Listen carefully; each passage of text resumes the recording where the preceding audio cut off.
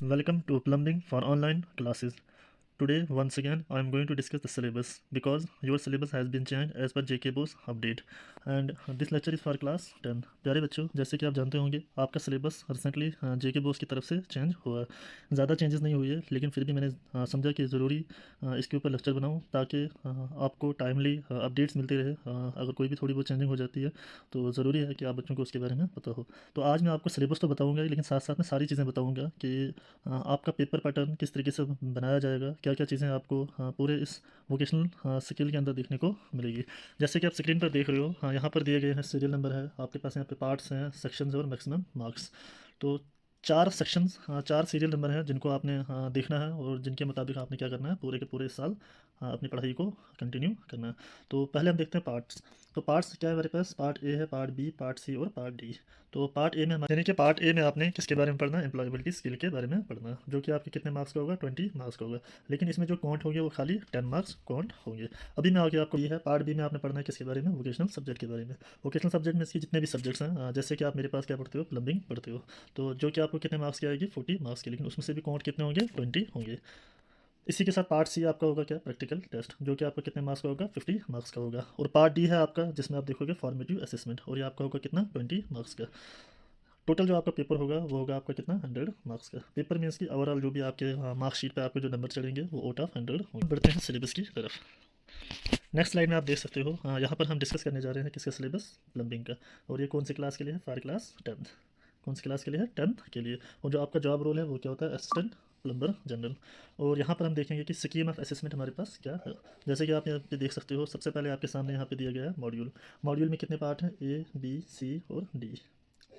कितने पार्ट हैं, चार पार्ट। पार्ट ए में आपको क्या देखने को मिलेगा, एम्प्लॉयबिलिटी स्किल। और पार्ट बी में आपको देखने को मिलेगा वोकेशनल स्किल, यानी कि वोकेशनल सब्जेक्ट के रिलेटेड है। और पार्ट सी में आप देखोगे प्रैक्टिकल टेस्ट। और पार्ट डी में आप किसके बारे में देखोगे, फॉर्मेटिव असेसमेंट के बारे में। ये जो पार्ट ए है आपका, जिसमें एम्प्लॉयबिलिटी स्किल है, इसमें आप ये दो यूनिट पढ़ोगे, जो कि आपके टोटल कितने मार्क्स के होंगे, 20 मार्क्स के। इसी तरीके से जो पार्ट बी है, इसमें आप ये प्लम्बिंग के रिलेटेड सिलेबस पढ़ोगे, अलग अलग जो भी यूनिट है इनके बारे में, जो कि आपको टोटल कितने मार्क्स का होगा, 40 मार्क्स का। और पार्ट सी में आपने ये प्रैक्टिकल करने हैं, जो कि आपके कितने मार्क्स के होंगे, 50 मार्क्स के। जो फॉर्मेटिव असेसमेंट है उसमें आप ये सब चीज़ें करोगे, जो कि कितने मार्क्स का होगा, 20।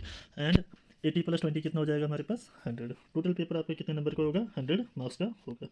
अब इन्हीं को हम डिटेल में डिस्कस करते हैं। जैसे कि यहाँ पर आप देख पा रहे हो, पार्ट ए में मैंने क्या बोला, आपने किसके बारे में पढ़ना है, आपने एम्प्लॉयबिलिटी स्किल के बारे में, जिसमें आपके ये दो यूनिट होंगे। दो यूनिट मीन्स कि यहाँ पर ये टोटल 5 यूनिट होते हैं, लेकिन ये कंबाइन करके उन्होंने बताया हुआ है। जैसे कि यहाँ पे यूनिट 1 ये है, यूनिट 2 ये है। तो इसमें आपने पढ़ना है कम्युनिकेशन स्किल और सेल्फ मैनेजमेंट के बारे में, जो कि आपको कितने मार्क्स का होगा, 10 मार्क्स का होगा।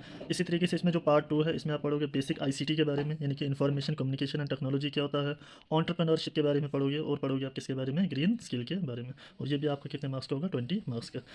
10 मार्क्स, सॉरी 10 मार्क्स का होगा। और टोटल जो पेपर होगा आपका कितना, हाँ टोटल जो इसके नंबर होंगे वो 20। लेकिन बाद में जो जेके बॉस है वो इसको आपको काउंट करेगी कितने में से, 10 मार्क्स की। यानी कि ओवरऑल देखा जाए टोटल मार्क्स इसमें से कितने हैं, 10 मार्क्स। यानी कि जो एम्प्लॉयबिलिटी स्किल है वो कितने मार्क्स की है, 10 मार्क्स की है। तो ये था हमारे पास क्या, पार्ट ए। अब देखते हैं हम इसमें कौन सा, पार्ट बी। यानी कि पार्ट बी जो आपका ये है, जिसमें आपने किसके बारे में पढ़ना है, वोकेशनल स्किल के बारे में, यानी कि वोकेशनल सब्जेक्ट के बारे में। तो यहाँ पर हम देखेंगे किसके रिलेटेड, प्लम्बिंग के बारे में। इसमें आपने टोटल कितने यूनिट पढ़ने हैं, 5 यूनिट। एक यूनिट आपका ये आ गया बेसिक बिल्डिंग कंस्ट्रक्शन, जो कि कितने मार्क्स का होगा, यहाँ पे आप देख सकते हो, जो कि आपके कितने मार्क्स का होगा, 9 मार्क्स का। कितने नंबर का है, 9 मार्क्स का। इसी तरीके से यूनिट 2 पढ़ोगे आप, जिसका नाम है pipe cutting, threading, joining and testing of pipeline, और ये आपके कितने नंबर का है, 8 नंबर का। और यूनिट 3 पढ़ोगे आप, प्लम्बिंग एंड सैनिटरी फिक्चर्स, जो कि कितने नंबर का है, 7 नंबर का। और यूनिट 4 पढ़ोगे आप, maintaining a healthy safe and secure work environment, जो कि कितने नंबर का है, 9 नंबर का। और लास्ट यूनिट जो आप इसमें पाँचवा पढ़ोगे, ऑप्टिमम यूटिलाइजेशन ऑफ रिसोर्सेज, और ये कितने नंबर का है, 7 नंबर का। और टोटल ये बनते हैं हमारे पास कितने, 40 मार्क्स। कितने मार्क्स का है, 40 मार्क्स का। तो अभी क्या है, यहाँ पर एक चेंजिंग है। ये देखो ऑलरेडी आपको जो प्रीवियस सिलेबस था आपका, उसमें ये यूनिट भी था, ये भी था, ये भी था, ये भी था। बट सिर्फ एक ये यूनिट है जो इसमें नहीं था, और यही आपने अब क्या करना है, नए से पढ़ना है। और ऑनलाइन अगर मैं देखूँ तो मैंने अभी तक आपको कौन कौन सा यूनिट पढ़ाया है, एक तो मैंने आपको ये भी पढ़ाया है बेसिक बिल्डिंग कंस्ट्रक्शन के बारे में, pipes cutting, threading and joining and testing of pipelines के बारे में मैंने पढ़ाया, प्लम्बिंग एंड सैनिटरी फिक्चर्स के भी बारे में पढ़ाया है। बट जो आपका पंप्स एंड देयर इंस्टॉलेशन है, वो यूनिट अब आपके सिलेबस में नहीं रहा है, वो अब आपको नहीं पढ़ना है। इसी के साथ एक और यूनिट था पाँचवा, वो भी अब आपके सिलेबस में नहीं रहा है, वो आपने नहीं पढ़ना है। यानी कि पहले आपके टोटल 6 यूनिट थे, अब टोटल कितने यूनिट हैं, 5 यूनिट हैं। और जो ऐड यूनिट हुआ है वो कौन सा, ऑप्टिमम यूटिलाइजेशन ऑफ रिसोर्सेज। इसके ऊपर मैं ऑनलाइन जल्दी वीडियोस, अब मैं जो यूनिट शुरू करूँगा ऑनलाइन वो यही मैं स्टार्ट करूँगा। और ये लेक्चर इस यूनिट की एक खासियत है कि ये आपके 10th में भी है और 12th में भी है। सेम यूनिट 10th में भी 5वां यूनिट और 12th में भी 5वां यूनिट है। तो मैं क्या करूँगा, ये जो भी अब इस ऑप्टिमम यूटिलाइजेशन ऑफ रिसोर्सेज के ऊपर जो भी मैं लेक्चर्स बनाऊँगा तो वो 10th वालों के लिए भी बेनिफिट रहेंगे और 12th वालों के लिए भी बेनिफिट हेल्पफुल रहेगा। तो यही था जो छोटा सा चेंज हुआ है जो कि आप लोगों के साथ डिस्कस करना ज़रूरी है। और याद रखना ये यूनिट जो है कितने मार्क्स का है, टोटल 7 मार्क्स का है। तो उसके अकॉर्डिंगली आपने क्या करना है, यूनिट्स को प्रेफरेंस देनी है। आई होप कि आपको समझ आ गया होगा कि आपके सिलेबस में चेंज क्या हुआ है। आप प्रीवियस जो सिलेबस है उससे भी आप इसको रिलेट कर सकते हो।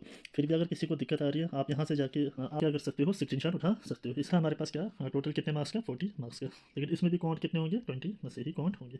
यानी कि 10 मार्क्स का क्या आ गया आपका एम्प्लॉयबिलिटी स्किल। टोटल हो गया यहाँ पे कितना अभी तक, 30 मार्क्स।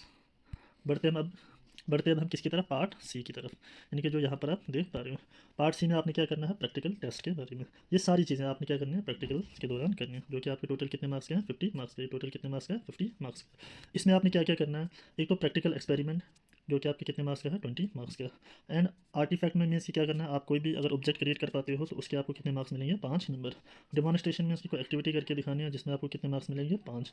अगर आपने कोई प्रोजेक्ट बनाया है या अकेले या किसी ग्रुप के साथ, उसके भी मार्क्स कितने होंगे, 10। इवन कि जो आप पोर्टफोलियो हम आपको क्लास में बनवा रहे हैं उसके भी कितने मार्क्स हैं, 10। टोटल इन सब चीज़ों को मिला के आपके प्रैक्टिकल के मार्क्स कितने बनते हैं, 50। तो अभी तक हमने देखा कि 10 मार्क्स के आगे एम्प्लॉयबिलिटी स्किल, 20 मार्क्स के आगे आपका प्लम्बिंग के रिलेटेड, एंड प्लस 50 मार्क्स के आगे आपका प्रैक्टिकल टेस्ट के बारे में। टोटल कितने हो गए हमारे पास, ये 80। ठीक है। देन आता है हमारे पास कौन सा, लास्ट जो सेक्शन आपका है, पार्ट डी। पार्ट डी में आपने क्या करना है, फॉर्मेटिव असेसमेंट के बारे में। ये आपका कितने मार्क्स का है, ये जो टोटल आपका कितने मार्क्स का है, 20 मार्क्स का है। इसमें आपने क्या क्या करना है, आपका जो भी क्लास बेस्ड टेस्ट है, जो कि आपको क्लासरूम में टेस्ट लिया जाता है, जो भी आपका क्लासरूम में पार्टिसिपेशन होगा, हाँ, जो ग्रुप डिस्कशन होगा या ग्रुप वर्क होगा, जो भी आपकी अटेंडेंस होगी, उन सब चीज़ों को मिला के आपके कितने मार्क्स बनते हैं, 20 मार्क्स बनते हैं। कितने मार्क्स बनते हैं, 20 मार्क्स बनते हैं। अब अगर यहाँ पे कितने था, 80, यहाँ पे कितने 20, इन दोनों को मैं ऐड करूँ तो कितना बनेगा मेरे पास, 100 बनेगा। यानी कि 80 प्लस 20 कितना होगा मेरे पास, 100। तो ओवरऑल जो मार्क्स आपके काउंट होंगे वो कितने में से होंगे, 100 में से होंगे। अब ये आपके ऊपर डिपेंड करता है कि आप कितने नंबर ले सकते हो। तो यही पैटर्न हर एक वोकेशनल सब्जेक्ट में फॉलो किया जाता है। बस फ़र्क कितना है, बाकी सारी चीज़ें सेम होंगी। जो आपका यहाँ पर पार्ट बी है वो डिफरेंट होगा, मीन्स कि जिसका जो सब्जेक्ट होगा उसके रिलेटेड वहाँ पर ये चीज़ें होंगी। बाकी जितने भी पार्ट ए है, पार्ट सी है, पार्ट डी है, वो सारे के सारे वोकेशनल सब्जेक्ट में आपको सेम देखने को मिलेगा। तो ये थी ज़रूरी डिस्कशन जो कि मुझे आप बच्चों को बताना था। आई होप कि आपको मेरी ये सारी चीज़ें समझ आई होंगी।